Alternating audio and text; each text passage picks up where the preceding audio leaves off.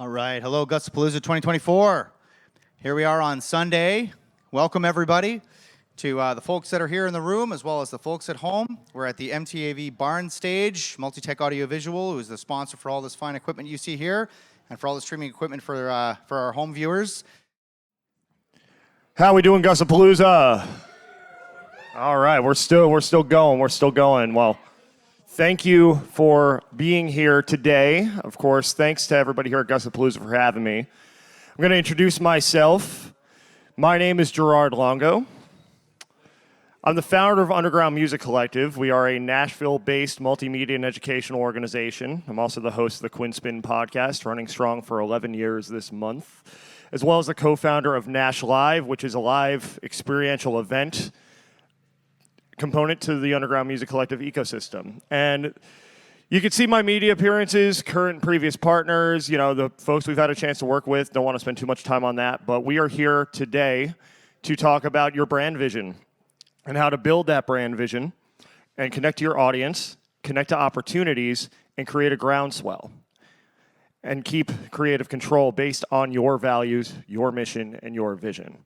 And I want to, of course, say hello to everybody who's watching at home as well, wherever you are in the world. So why is there a picture of a forest here? Because if a tree falls in the forest and no one's around to hear it, what happens? It doesn't make a sound, right? So same thing with your music. You spend all this time writing, recording, releasing, but if you don't do the legwork to build your pitch and to get that out there and to make the people aware that your music is there, who's going to hear your music? Especially in this day and age where there are more people releasing music than ever, right? Opportunities to build your platform and connect your audience are not just going to find you, and so therefore, you must do the work to raise that awareness and stand out in a highly saturated, competitive market. I was at another conference in Pennsylvania last month, and one of the keynote speakers said that by 2030, there will be 1.3 billion music producers on Earth. Billion, with a B. And not only do you want to stand out so your audience can find you want to stand out so you can build relationships with tastemakers, including, of course, media outlets. You have many of them here. Talent buyers, promoters, like the ones who booked this festival, and just want to thank Russ and Val, of course, for having me. Potential partners, potential sponsors, investors when it gets to that point, right? So you want to understand who you are and what you bring to the table to connect with these folks, as well as establishing, fostering your strong artist-to-audience connection. And to do that, we must start and come to terms with two harsh yet simple truths about being an independent creative and independent musician in today's day and age. Harsh yet simple truth number one: don't shoot the messenger. Being a good musician is not enough. Now, I say that with respect to everybody's talent here in the room, everybody's talent here at the festival. A lot of talent here at this festival. I've had a chance to enjoy it all weekend long. However, there are thousands, if not millions, of people with musical talent, or at least an inclination toward music, to where if they were to apply that talent and that inclination, they could make a run at this thing, right? So you have to make yourself stand out. And that brings me to harsh yet simple truth number two. You must give people a reason to care about what you're doing. I got a question for you, sir. Who's your favorite artist? Oh, yeah. All right. My favorite artist, I would say, is Radiohead. What is it about Radiohead? It's the feelings and emotions that they invoke in their music. Mm-hmm. It's their ability to go from various different emotions and tell stories and create music that, to me, sounds very cinematic in ways where I almost imagine visuals and things like that with their music just by hearing it. Mm-hmm. So it's not just that they're talented musicians who write good songs, but it's the way they do it, the way that's presented, the way it connects to you as a listener, right? And so as artists, we have to keep that in mind. What is going to make our audience feel connected to us, not only as a brand, but as people? It's always something more than just the music. And so we start to craft that story, and of course you want to list all this stuff, right? Like your achievements, any upcoming projects, prior releases, of course, your numbers, especially when you're pitching for opportunities. A lot of, these opportunities in the media and, performance festivals are going to want to see some kind of metrics, some kind of traction behind your platform, right? Who have you worked with? What chart appearances, awards, accolades, career milestones have you had? Those are all important to include in your pitch. However, they're only part of the story. Because, to complete it, we must answer this question as well. Who are you? Who are you as a person, and how does that translate into what you do? And so it starts with 3 simple letters. V, M, V. What do those stand for? The first V stands for values, your core beliefs, your ideas, your experiences, the guiding principles which give purpose to your mission. How have your experiences informed the way that you show up in life and informed the change, the impact that you want to have on the world? You roll that into your mission, which is what you've been put on earth to do, the change that you are here to enact, the impact you're meant to have. And of course, your vision is how that appears in the world in real time. What does it look like, sound like, feel like for your artistic vision, for your community to be built? How is the world left better for that impact? And so we must first seek to connect to our audience. We must first seek to identify who those people are. And to connect to them after you've identified the values, mission, and vision, and you kind of have this North Star, this starting point, what's the first thing that you need then to connect your artist platform as a musician to your audience? Any guesses? Music. Gotta have the music. And so not only is your music your sonic business card, right? But it's reflective of those values. But I think it's important to just kind of focus on the business aspects of it as far as how it holds up among your contemporaries and how it can compete for that market share. As original artists, as people creating, you're not competing with Uncle Joe's cover band down the street. You're competing with the folks who are top of market, top of mind in your genre, right? If you're a pop artist, that might mean Taylor Swift, Lady Gaga, Beyonce. If you're a country artist, it might mean Beyonce too at this point. But you've got some things to consider as you are putting your music out into the world and getting it ready for that release so you can connect to that audience, right? And so does that songwriting and production hold up alongside the most successful artists in your genre? Like I said, you're competing for market share with those folks. So put it to the test. Give it your own listening test. Listen to, if you're a pop artist, one of your songs right next to Gaga, right next to Taylor, and see if you notice any drop-off in the songwriting. See if you notice any drop-off in the production, right? See if it holds up alongside the top artists in your genre. And if you need some feedback on this as well, you can go to the other industry professionals. You're meeting plenty of them here at Gussapolooza. I'm sure you all know plenty of them outside of this festival as well. Get feedback on your music from producers, sync agents, your fellow artists. See what they hear and be open to their feedback. Be open to change. Projects are seldom perfect on the first try, right? So we're always iterating. We're always creative. That's part of the creative journey. So if it's not perfect the first time, keep in mind nothing's ever perfect, right? We're all just continuing to create, continuing to build, continuing to get better every single time. And so you're honing your sound, you're getting all that together, you're getting your feedback, you're implementing it, you're making your finished product, the music, stronger every time out. But you're also, while you're doing that, developing the value that your audience will get from listening. And this is important. I think it's important not only with your audience, but with the opportunities you're going to seek and pitch for. We'll get to that in a minute, but it all starts with determining what this is. And I'm going to give you something to write down. I'm going to read it twice. The value proposition. What is the value proposition? To create your value proposition, answer this question.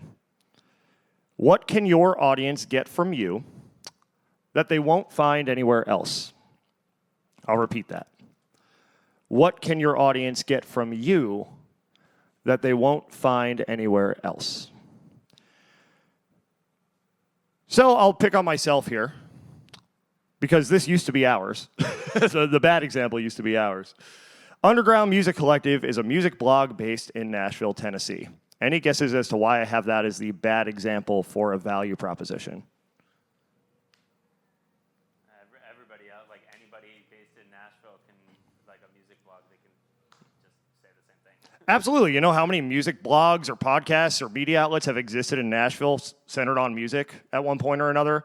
It doesn't actually tell you anything about who we are, what we do, why we do it. So again, going back to harsh yet simple truth number 2, you must give people a reason to care.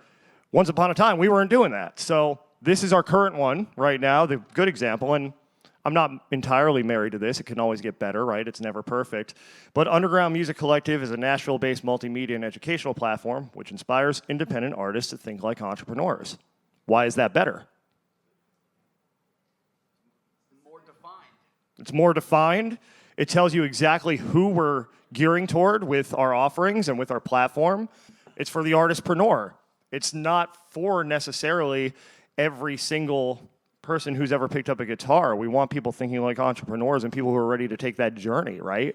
And so it sets a better target for us, and it gives people a better idea of what to expect from our platform so they know whether to tap in and whether it aligns with their values and they're going to get value out of it, right? An artist example, picking on my hometown here, John Smith is a singer-songwriter from Bethlehem, Pennsylvania. Why is that the bad example? Same reason, right? Doesn't tell you anything. Just tells you he plays music and he's from this place. But if you go down to the good example, John Smith combines modern pop production with folk-inspired storytelling, creating relatable songs which destigmatize mental health and addiction. Suddenly it tells you what he's about. It tells you, first of all, what you can expect to hear, and if you're going to vibe with his music in the first place, right? If you like that kind of like Lumineers, Mumford & Sons type of thing, you might like John Smith. But also, if you or someone you love has struggled with mental health, addiction, anything of the like, then his message will resonate with you, and that's what truly creates fans, is what connects, right? What resonates, what hits you at a deeper level to where, regardless of the sound or the trend or the era, you're going to be there. Think of the Eras Tour. Taylor Swift has gone on so many eras, but what keeps people there is the connection they feel with her, is the way that she, probably better than anybody in the history of recorded music, has built a community and has made her fans feel seen, heard, and understood, right? You have the power to do that through your artist platform, but you first must define exactly what your understanding is of yourself that you want to communicate. That attracts the like-minded people. And of course, you could do this more in just your songwriting and your recordings and your performances. There are a number of other ways to present your unique value, create experiences for your audience. Of course, your live events are key here. How are you creating a unique on-brand experience for your audience versus just another show? And this is something in Nashville. There are so many live music events going on every single night of the week that you really need to find a way to make yourself stand out. That's something we're doing with our Nash Live series. We're giving artists the opportunity to not only perform, but capture all this amazing content and customize the experience. We have a full projection system. We're capturing world-class content. We have a whole team of people who comes in and creates this full production that now the artist can use as a proof of concept for their big stage show that was recorded, captured with a live audience in an intimate setting, right? So there's value there for the artists because they get to carry that forward and pitch it to a theater, pitch it to a festival, and say, hey, this is what I bring to the table. This is the type of experience I want to bring out. And that's not just with live shows either. I'm working with an artist right now on a single release event back in Nashville, and we're talking about the different elements of the experience. How do we want to engage people? How do we want to make them feel connected? What type of content do we want to capture to create that FOMO afterwards, right?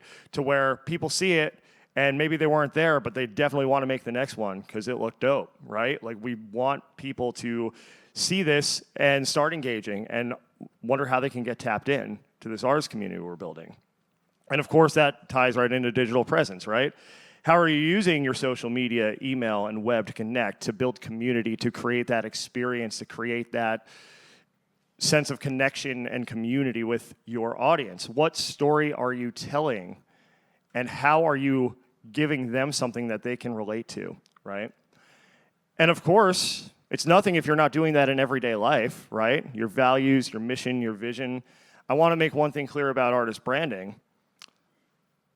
You don't have to create a brand. Your brand is you, just amplified, right? So are your actions, are your interactions in daily life an accurate reflection of your values, mission, and vision? You know, if your platform's about peace and love and you're cutting people off in traffic and flipping them off, there's the New Jerseyan coming out in me.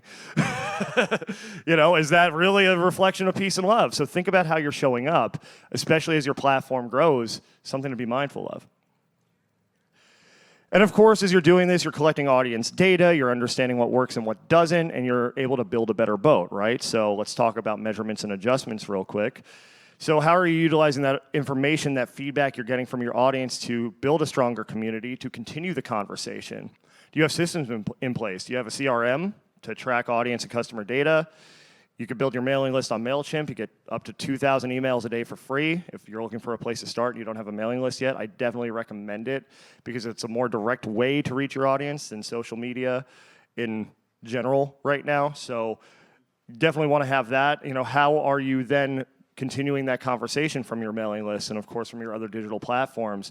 Have you built lead magnets and sales funnels? And I know that sounds very LinkedIn of me, but there's a way to do this as an artist to still build community, right? So let's say, you know, you offer a free download of an unreleased track or a demo. If they sign up for your mailing list, it's a good place to start, right?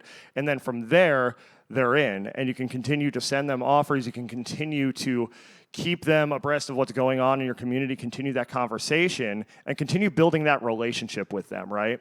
So when it comes time for them to buy a ticket to an event or an experience, when it comes time for them to buy music, when it comes time for a merch drop or anything else that you have for them, they're already there and they're already part of your community and more apt to support you because of who you are and the connection they feel.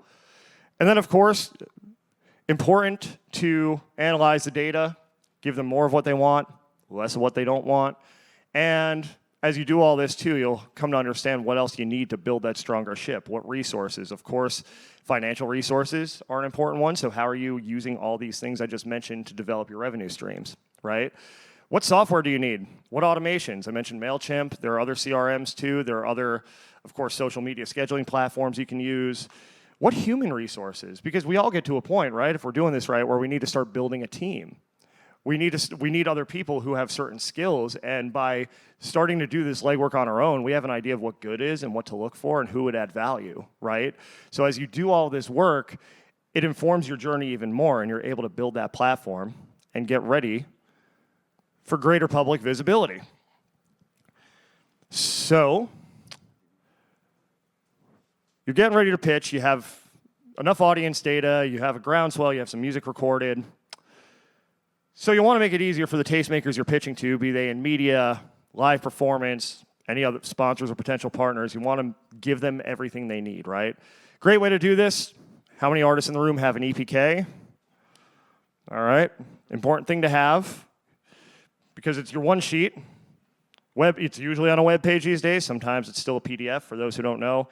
Tells the story of your artist platform. So, of course, it contains all that biographical information and as well as the information that reflects your values, your mission, your vision, going back to that VMV, and relevant metrics, notable milestones, information about current and forthcoming projects. It's your one-stop shop if you're a tastemaker to go and make a decision, a business decision on whether or not you're going to work with this artist, right? So here's an example of one, and I can tell you one thing that needs to be better about this bio that I wrote years ago before I designed this course was it does a great job communicating all the highlights and the accolades and the biographical information. What it doesn't do is that VMV. So I'm going to go back with Billy. They're good friends of mine, Billy Bauer Band in Bethlehem, Pennsylvania, and we're going to rework that bio. But you see what we have here? We have a strong header image. We let you know what they sound like right away. We let you know where they are and where they're seeking opportunities right now. You've got your social links, your bio information, and some strong multimedia options here. Photos, videos, what's going to present you in the best light and what's going to make people take notice of you, right? So, and of course, the latest release, that Live at Sherman Theater album, people have a chance to go listen and see if sonically it's a vibe and a fit for the opportunity they're pitching for. So once you have that ready, how do you figure out where to send this thing? I think it's important to know, because we're all at different levels in our career, to know where we stand in our artistic journeys, right? What do I mean by that? Well, if this is your first rodeo, you've got to build some equity. You've got to build some groundswell. Taking a swing right for the big leagues like major media outlets like a Billboard or Rolling Stone, major festivals like Bonnaroo, sponsors, partners, that have a global presence, that might not garner the short-term results you'd like if you haven't built that value into your platform, right? It takes that patience, it takes the buzz, and it takes sometimes a significant marketing budget to land some of these opportunities, specifically on the media end. A lot of the big boys, it's pay to play. There's a fee involved at certain points. I know the iHeartRadio interviews that I've even had, they give you the option of you could do the interview for free via Zoom or come into the studio and purchase a social media package. And, it's a small fee. It's like $200, $250. I took them up on that because, of course, I have all this great content that I can use and I've been rolling out on social media now. So it's an investment, right? So media at that level is an investment, and there's nothing wrong with paying for a placement as long as you can see the value you're going to get back. But just keep in mind when you're pitching for that caliber of opportunity, there's often a price tag.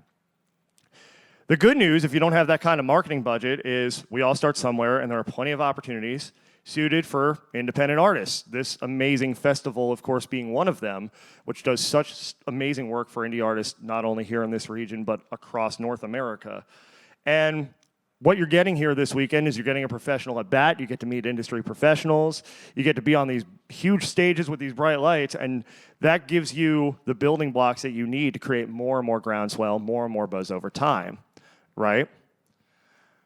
So if you're stumped as to how to find these opportunities, let's go over a few ways you can. Of course, the internet. At this point, any reputable opportunity in 2024 is going to have a digital presence, so a quick Google search.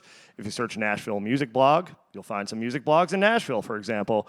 It's going to turn up the results, and it should turn up what you need to get in touch with people directly, right?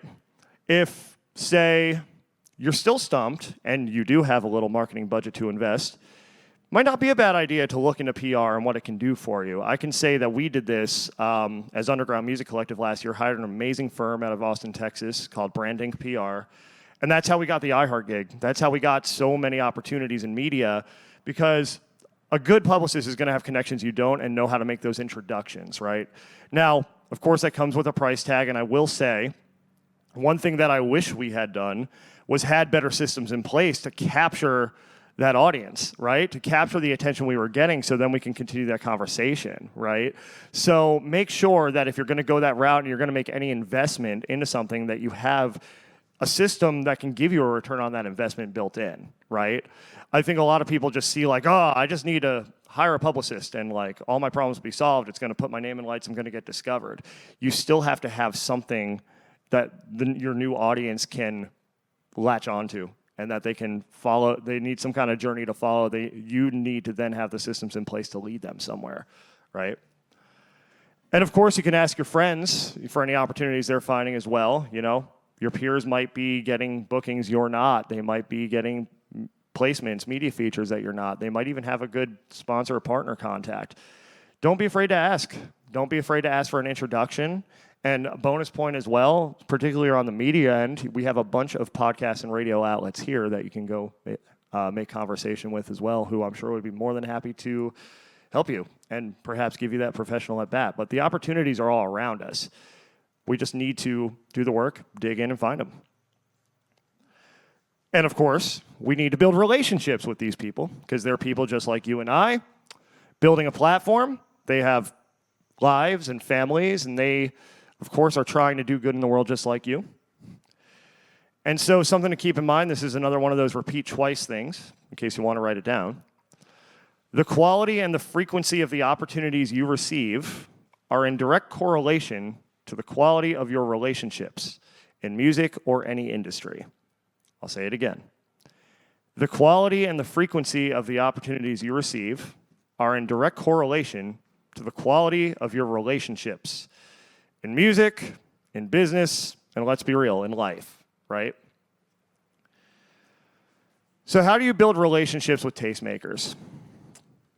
First of all, do you share similar values?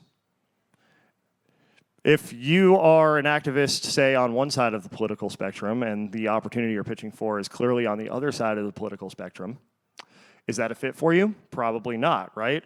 So can you see yourself building a good working relationship with them? Do you see yourself sharing similar values and moving in a similar direction? Do you want the same things, in a macro sense?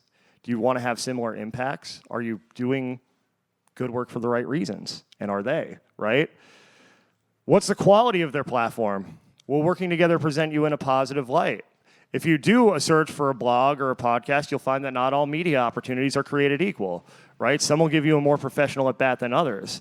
So always keep that in the back of your mind. If you can see the quality of their work, then that's an opportunity worth tapping in to, right? If you can't see that as clearly, or you can see that the quality is not quite there, think about how that might reflect on you to be associated with a platform that's not putting out quality, right?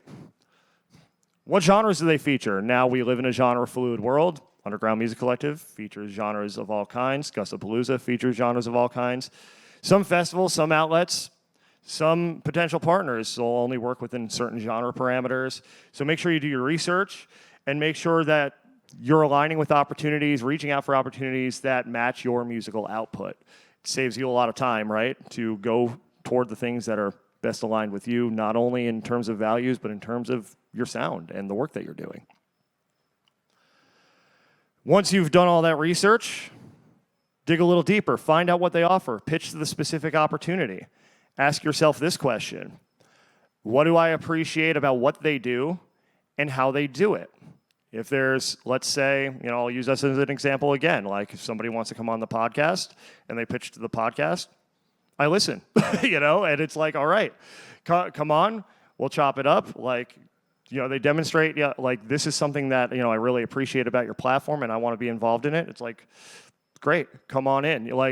I have built so many great relationships with artists based on that. Either me reaching out to them and saying, hey, you're doing great work, let's tap in with each other, or vice versa. But it shows that you've done the homework, you've done the research, if you point out something specific about what they've done, right? Or the work that they're doing, how they're building community, so on and so forth. So, of course, you're highlighting what you value of theirs, but also highlight the value that you offer. Again, like I said, these tastemakers are people just like you trying to build a platform. We're all building from zero, even if we're further out from zero. So how will working together be mutually beneficial? Think about that value proposition again. What can they get from you that they won't get anywhere else, right? How will working with you be a benefit? Mutually. How will that rising tide raise all boats? And then, of course, if you have any questions, ask them. If something's unclear after your research, reach out to someone with the answer. And if you just want to ask a question for the sake of starting a conversation, never hurts to ask how you can get involved, how you can be helpful, how a mutually beneficial relationship would go with the entity that you're reaching out to. It's very important to show interest beyond the transaction, right? How are we all helping each other? And now for my favorite section of Perfect Your Pitch, what not to do. Got some funny stories in here, things I've seen, things I've experienced. What not to do? Number one, do not present your work without confidence. We've all heard this. You must believe in you before anyone else is going to believe in you. You've got to believe in your dream first. I remember this was way back in Bethlehem when we were Lehigh Valley Underground, probably like 2017-ish. I got a pitch email from an artist, and I'm reading it. I'm like, all right, I'll probably give this a shot. And at the end of that email, they dropped a bomb on themselves. And they said, I think it sounds okay. Sorry if it sucks. Do you think I listened? No, because I had probably 10 emails waiting for me, and nobody told me their music sucks, so I wouldn't listen to those. You've got to believe in what you're putting out. You have to believe that it's worth someone else's time. All right? Present with confidence. Believe in yourself. It's that simple. Number two, do not engage in unprofessional behavior. Be courteous, be respectful, and be accommodating as much as possible. Handle rejection well. It happens in this industry all the time, in all corners of this industry. If you find yourself taking a rejection personally, take the opportunity to pause and reflect. So many times I've seen artists get turned down for an opportunity, for a festival. They start going on social media, blasting the organization, blasting the organizers, and that's just never the way to go. It's never the way to go. Always take rejection as an opportunity to get better. right? So go back, look at your pitch, make sure your submission's the best it could be, make sure that it hit all the parameters they were looking for. We'll get to that in a minute. Make sure that you've done everything that you can to present yourself in the best light. And if you still feel you have, well, then it wasn't your day, but there are always more opportunities out there. Do not try to be somebody else. There's a thin line between being influenced by an artist and emulating that artist. My favorite example of this is the boy bands in the 90s, because you had NSYNC and the Backstreet Boys, 1A, 1B, whoever's 1A, depends on your preference. And then, every time that model was repeated, you had 98 Degrees, successful.